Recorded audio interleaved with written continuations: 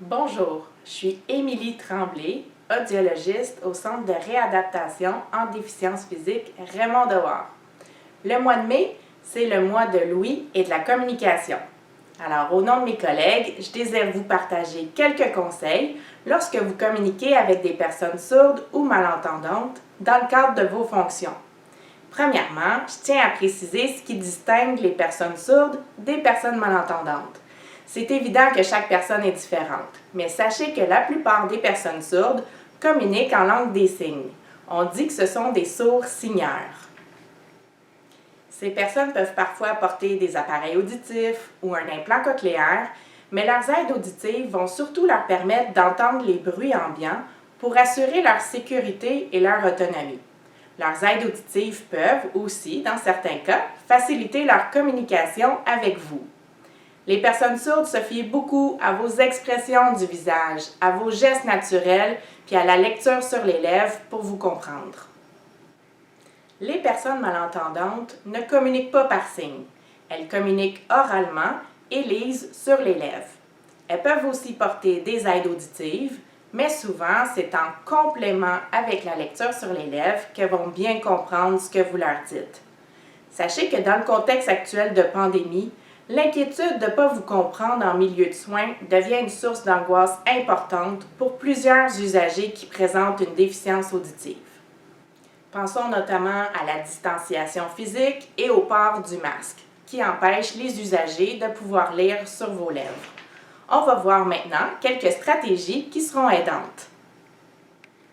Tout d'abord, pensez à votre positionnement par rapport à la personne sourde ou malentendante. Rapprochez-vous.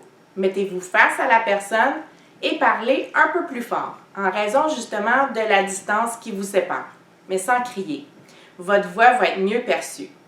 Placez-vous face à la fenêtre pour être bien éclairé et éviter d'être à contre-jour. Parlez plus lentement, mais naturellement. Le but, c'est d'avoir une bonne articulation pour que les mots soient bien compris. Faites des phrases courtes et simples, c'est plus facile à suivre. Gênez-vous pas pour écrire, dessinez les mots qui sont importants. Faites des gestes naturels, pointez ou même mimez pour illustrer ce que vous dites. Ça va permettre à la personne d'anticiper l'action qui s'en vient. Pour les personnes sourdes qui communiquent en langue des signes québécoise, la LSQ, il est préférable d'avoir recours à des interprètes pour s'assurer que ce que vous dites est bien compris, mais aussi pour vous permettre de bien comprendre les propos de la personne sourde. Ses préoccupations, ses questions, ses réponses. Actuellement, c'est l'interprétation vidéo à distance, l'IVD, qui est privilégiée. Comment ça fonctionne? Vous faites appel au civet et grâce à l'utilisation d'un ordinateur, d'une tablette ou d'un téléphone mobile et d'un réseau Internet, même sans fil, vous aurez un interprète qui vous accompagnera le temps de votre intervention. Pour les personnes malentendantes qui ont d'importantes difficultés de communication, l'interprétation vidéo à distance peut aussi être une solution très intéressante. Vous n'aurez pas besoin d'un interprète en langue des signes. Vous allez plutôt demander un interprète oraliste. L'interprète oraliste retransmet exactement votre message en utilisant des mots et des phrases qui sont faciles à lire sur les lèvres. Il y a recours à des expressions faciales, à des techniques appropriées pour faciliter la communication. Donc, que ce soit pour avoir les services d'un interprète LSQ ou d'un interprète oraliste, le civet est là pour vous aider. Je vous invite à consulter les documents qui détaillent les marches à suivre.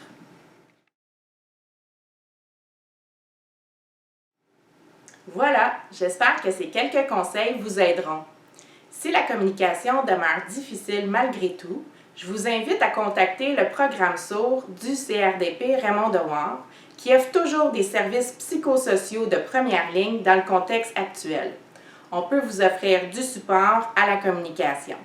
Vous avez simplement à nous joindre du lundi au vendredi de 8h30 à 16h et nos coordonnées apparaîtront à l'écran. Je vous remercie sincèrement de votre attention.